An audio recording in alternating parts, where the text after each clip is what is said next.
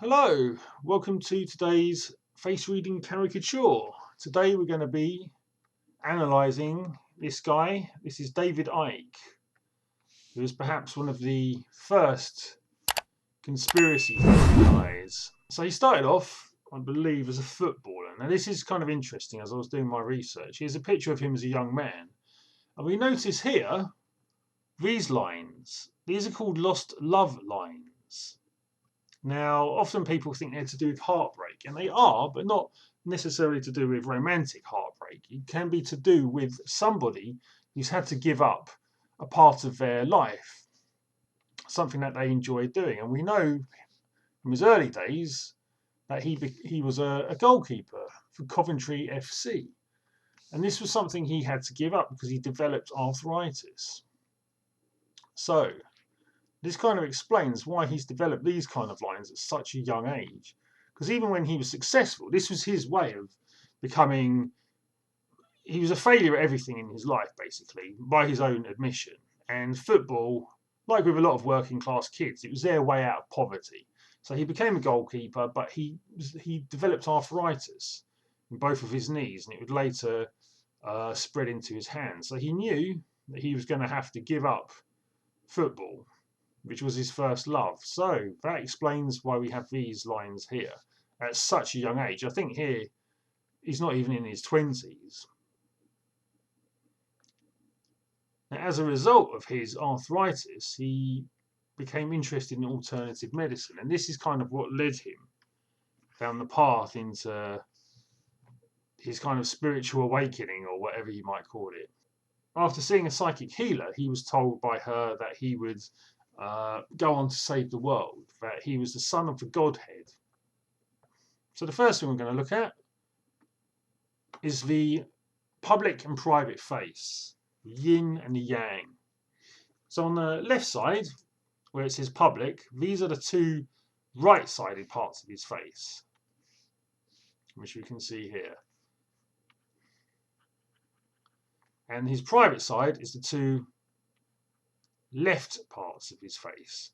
The left part shows more lines, but it's also where we repress most of our emotions. Whereas the right side, the yin side, this is our public face. This is what we want the world to see. So when we look at the differences here, I might have to pick a different colour pen for this.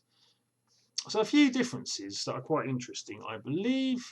First, his eyes. We can see here that on his public face, his eyes are a little bit more closed off. There's two reasons for this. If you look on they're a bit more open. This could be someone who, in their private life, is much more open and much more giving towards people, whereas in their public life, they want to be seen as being more analytical. And certainly in his case, we know that his stock in trade is trying to be taken seriously. There's also the fact that his outer eyelid hangs quite heavily. Not so much on this side, but on this side, on his right side, which means that he's probably faced criticism from important women in his life, whether they be teachers, mothers, girlfriends, wives. I know he's had a couple of wives in his life. So he's taken a bit of criticism. You can also see the main thing that I noticed was here. In his public side, he's got a very wide chin, whereas in the private side, he's actually got quite a sort of narrow chin. The chin in face reading is all about stubbornness and willpower. So on his public face, he wants to present himself as very strong. Very, the ancient Chinese believed that the chin was like the tree stump of the face. You know, if you had strong roots here in the chin, then the rest of the face would also be better supported. Whereas if you have the thin, narrow chin, as he does on this side, the features are a lot more kind of close together, a lot shorter. Another interesting thing about his chin is, if I just get rid of this, on his public side, we can see he's kind of got a little cleft. He has a cleft chin. Not only is it wider to try and give the impression he's stronger than he is and more stubborn, but this cleft chin is often associated with actors. When you think about the sort of George Clooney's of the world, It's mainly to do with people that like performing. Now, this is something we see on his public face, but not on his private face. So this could be a sign that he's had to develop the skills of public speaking or presenting, which we know he has. And also the fact he became a TV presenter, even though he hated working in television, it kind of shows that he was it was something he had to develop to survive in that kind of world, and indeed to survive doing what he does now as a public speaker, as a he's a talking head on all these conspiracy podcasts and things. So it's something that's not natural to him, but it's something that he knows he has to present to people. Mouth-wise, we can see a lot of this on the public side, and even more so, these are lines of disappointment. Whenever people have downturned lines on the side of their mouth, it's a sign of someone who's quite pessimistic, easily disappointed, and we can see it more on the private side of the face, which is what you'd expect, because the private side is where we repress our emotions. So he's faced a lot of disappointment in his life. He's actually got quite a broad, much broader bridge of the nose. This is also a sign of physical strength. There's a few lines I want to talk about, but I'm going to come back to them a bit later. There's a few things I wanted to point out here. This is, I think, his first book, Love Changes Everything, beautiful. He was actually considered a bit of a housewife's favourite when he was a younger man. He was actually kind of a good-looking guy at some point. There's a picture of him. Where's that picture? I've probably lost it now, but there it is. Like, he's quite a dashing chap when he wanted to be, but obviously age has kind of withered and done what age does, really. Where was his philtrum? Oh, we can also see the chin here. How it's a lot larger on this side than it is on this side. So he's kind of presenting, this is the public side. He wants to be, yes, I am strong. The right side is a bit more kind of reserved and just wants to be left alone. But here we have something quite interesting. In fact, there's two things. Here is philtrum. The size of the philtrum indicates how much Jing he has. Now, Jing is basically our life force in Chinese medicine. And we replenish it by qi. There's two forms of qi. What we breathe in, our breath basically, and what we ingest, the quality of the food we eat. And the philtrum was seen as almost like a little cauldron. There's the sort of shape of it. If you look at the philtrum sign, it's like a little cauldron. You fill it with air and food, and it powers the rest of the body. And here it is believed that if the philtrum was stronger at the bottom, as it is here, it means that you reserve a lot of your life energy for later in life. We can also see in one of the reference photos, his ears are very large, and this was the best kind of photo I could really get of his ears, so we can't really see it that well, but they're about that size. With the line tool, we can see that because his ear cuts into the sort of eye area, we can see that this is a person that found his path in life during his 30s. If the ear is kind of up in the sort of forehead or the eyebrow area, it's usually a sign of someone who's found their purpose in their 20s. So we know that he kind of found himself on his current mission in his 30s. Also, large earlobe. Large earlobe is a sign of someone who plans for the future. This is someone who is determined to live to an old age and carry on working to an old age. And we kind of know that with him anyway. Also, the size of the ears are quite good. Bigger ears are kind of risk takers. We also know he's a bit of a risk taker because of this pointy sort of upturned nose of his. Long noses are a sign of an ambitious person, a very individualistic person. Oh, the other interesting lines I wanted to point out, we see them in a lot of the pictures, are these just above the eyebrows. We can see him here, and we can see him pretty much in all of his photos. These are called skeptical lines. So it's unsurprising that someone who's a conspiracy theorist is very skeptical about the version of events that they're presented with. They're somebody who kind of questions everything. This is often a sign of someone who can't be fooled, or someone who takes a very long time to trust people. And the final thing that I found quite interesting was these eyebrows of his. He's kind of arching, almost like Jack Nicholson is the Joker. These are referred to as action eyebrows. These are someone who, when he's got an idea, he goes for it. He's not someone to just sit around talking. He will act upon his ideas. And we kind of know that about him, really. The small mouth, and we know it's a small mouth because if we draw a triangle on the bridge of the nose, if we were to draw like an equilateral triangle, as best as I can with this, generally, if the size of the mouth fills the triangle, we see it as a wide mouth. If it doesn't fill, as it doesn't here, it doesn't really fill the triangle. So we'd say that this was quite a small mouth he's got, really.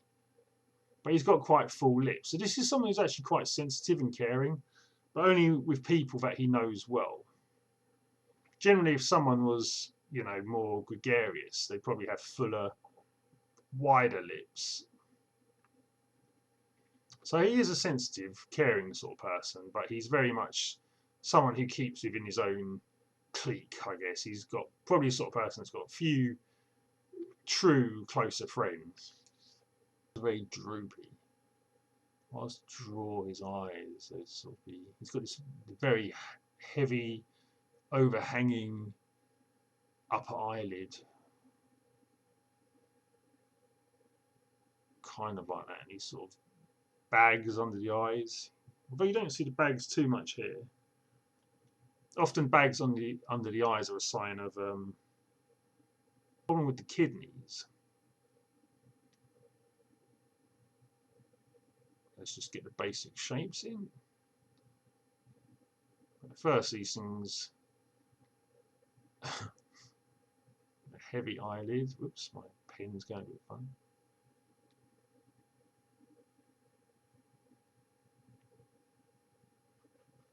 Again, we know that he's got these flat ears that sort of stick quite rigidly to the side of his head. And then obviously we've got the eyebrows we spoke about. So we've got these action-orientated eyebrows that sort of give him his look.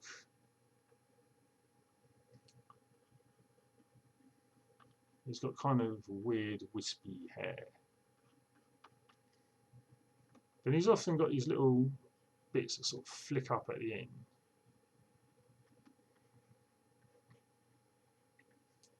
What kind of... Oh, he's got that little line on his nose. He's got a sort of pointed square tip on the nose. Square tip on the nose is someone who's seen as quite practical. We kind of know that because in split the face into sections, we know that the top half is the thinker, so this will be thinking. The middle half is how practical you are, and the bottom half is how emotional you are. And we can see in the sort of his practical area of his face, there's the most character going on, really. You've got all the bags and the eyebrows and the line across the nose. It's kind of his eyebrows, I think, give him quite a lot of character, and his chin. So to me, yeah, those are the kind of areas more than his forehead. All his character is kind of in the chin and the mouth area. Okay, I'm going to start to fill this in a little bit now. So now we're going to sketch his face a little bit. He's got quite an oblong, not really oblong, it's a rectangle, isn't it?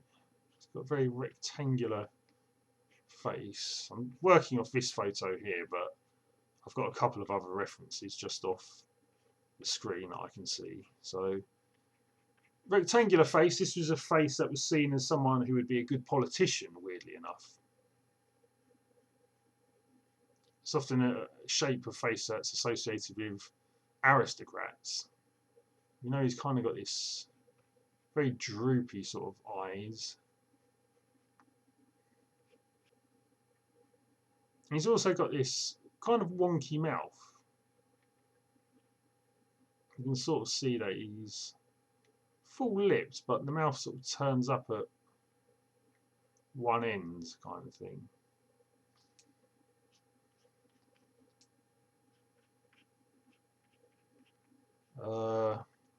It's really his chin that's quite interesting.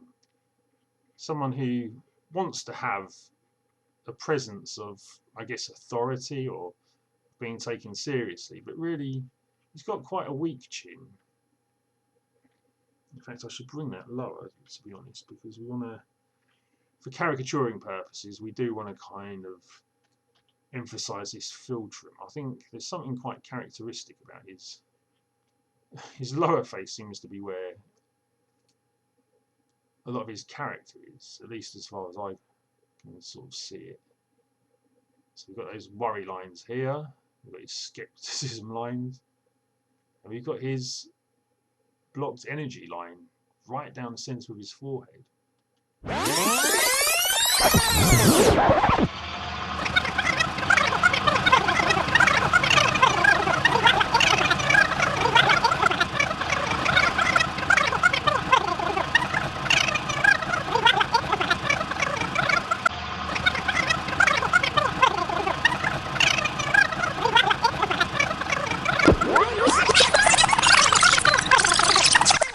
So I guess one of the reasons I thought David Icke would be an interesting person to analyse is trying to work out, with these conspiracy kind of people, do they actually believe in what they're saying? This is a thing. Do they actually really believe it, or is it just a way of making money?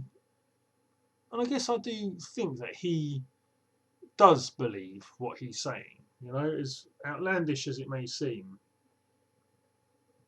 he believes in these lizards and things.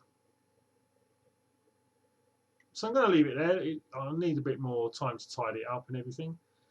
But there we have it, David Icke. This was the actual photo I was working off, even though I had another photo on screen at the time. So yeah, he kind of got his bags and his kind of lines, and especially that line in the middle of the forehead. So an interesting character. I hope you enjoyed this little caricature, and I hope to see you for another video. Like and subscribe. Goodbye. So I'm delighted that there's so much laughter in the audience. But no, it's a... But just let me say this. They're laughing at you. They're not laughing with you. Fine. I shouldn't have done that. I'm not proud of that.